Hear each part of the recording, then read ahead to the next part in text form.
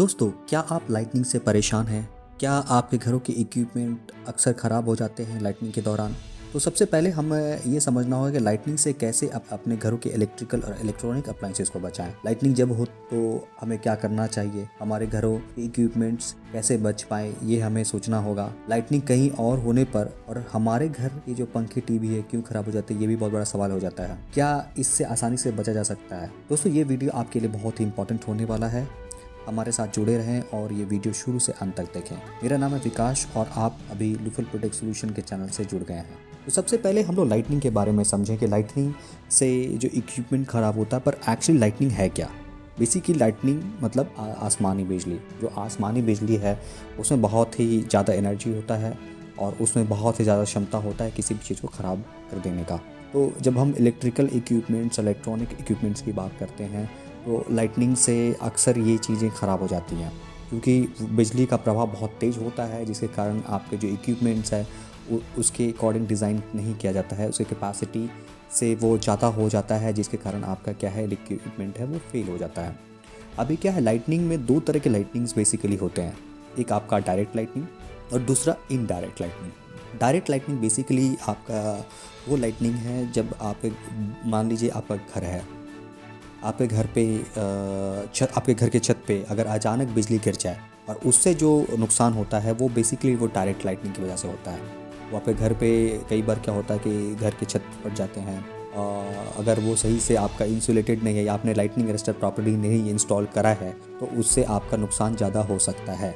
ये direct lightning से नुकसान होने वाला जो है ये प्रॉब्लम हो सकता है। और दूसरा है जो ज़्यादातर ये प्रॉब्लम होता है इनडायरेक्ट लाइटनिंग। इनडायरेक्ट लाइटनिंग वो लाइटनिंग होता है जैसे कि मान लीजिए आपके घर पे वो लाइटनिंग नहीं हुआ है, लाइटनिंग कहीं और हुआ है, मतलब आपके आस पड़ोस में लाइटनिंग हुआ होगा।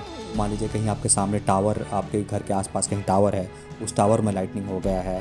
तो दूर कहीं बिजली कड़कता है 500 मीटर, 600 मीटर, 1 किलोमीटर के रेंज में, और वहाँ बिजली गिरता है तो उससे जो सर्ज पैदा होता है, वो प्रवाह जो तेज जो झटका है वो आपके घर में इनडायरेक्टली घुस जाता है। तार जो वायर आपका लाइन जो है कहीं ना कहीं से किसी सोर्स से आपके घर पर लाइन आया हुआ है, उस लाइन के थ्रू वो आपके घर में घुस जाता है, आपके इक्विपमेंट के अंदर चला जाता है। कई बार जो आपके इवन अर्थिंग जो आपने लगा रखा है प्रोटेक्शन के लिए, उसके थ्रू भी रिवर्स करंट आपके घर में घुस जाता है लाइटनिंग में। तो अब ये सब चीज़ों से कैसे बचा जाए, ये सबसे बड़ा सवाल है।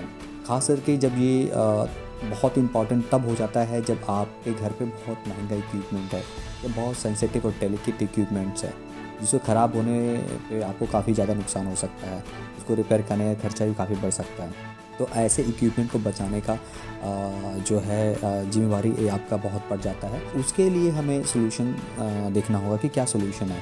तो सबसे बेहतर तरीका ये है कि आप उसको कह सकते हैं, बेस्ट प्रैक्टिस ये है कि जब भी लाइटनिंग होता है, आप लाइटनिंग होने के दौरान कोशिश करें कि जो इक्विपमेंट्स आपका कनेक्टेड है लाइट सॉकेट में जो लगा हुआ है, उससे आप उसे डिटैच कर दें।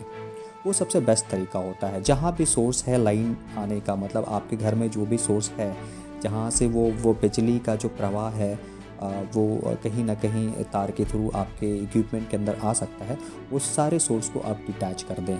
अगर ये कर देते हैं तो आपका इक्विपमेंट है वो फेल होने से बच जाता है। ये 100% प्रोटेक्शन के साथ होता है अगर आप इसे फॉलो करते हैं। बट कई बार क्या होता है कि ये ऐसा करना बहुत मुश्किल होता है, फॉलो करना बहुत मुश्किल है।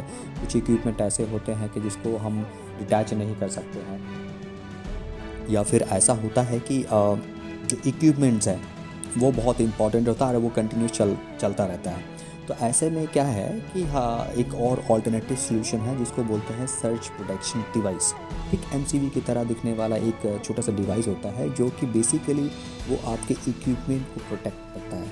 जो अलग क्लास में आता है सर्च प्रोटेक्शन डिवाइस, उसको आपको क्या करना होता है, आपको इंस्टॉल करवाना था। अगर आपके घर में वो लाइटनिंग का प्रॉब्लम्स आ रहा है, बहुत महंगे इक्विपमेंट्स रखा है आपने, तो आप उसे लगा सकते हैं। अगर इंडस्ट्रियल कस्टमर्स हैं या आपका क्लाइंट है, इंडस्ट्रियल क्लाइंट्स है, तो उनको भी आप सजेस्ट कर सकते हैं, क्योंकि इंडस्ट्रीज़ में बहुत महंगे इक्विपमेंट्स होते हैं, तो उनके प्रोटेक्शन के लिए ये बहुत इंपॉर्टेंट हो जाता है ख़ास करके ये जो डिवाइस है माइंस में बहुत लगता है, क्योंकि माइंस में बहुत लाइटनिंग होती है। माइंस एरिया में काफ़ी लाइटनिंग होता है, तो माइंस एरिया में ये सर्च प्रोटेक्शन डिवाइस काफ़ी बड़े तादाद में लगता है। तो बेसिकली इसका काम ये होता है कि ये जो आपका सर्च आता है उसका जो हाई वोल्टेज और हाई करंट होता है वो इस बाईपास करके यार के थ्रू आपको ग्राउंड कर देता है और उसका पोटेंशियल को ज़ीरो कर देता है। तो बेसिकली ये पैरेलली कनेक्ट होता है आपके इक्विपमेंट्स, जो भी आपका इक्विपमेंट्स है और जो ये मेन एलटी पैनल है, ठीक है, उसमें कनेक्ट होता है, या जो मेन भी जहाँ भी सोर्स है बहुत तरह के लाइटिंग जो सर्च प्रोटेक्शन डिवाइस आते हैं उसको कनेक्ट किया जाता है। तो ये सर्च प्रोटेक्शन डिवाइस बेसिकली क्या है कि आपके इक्विपमेंट को बचाता है।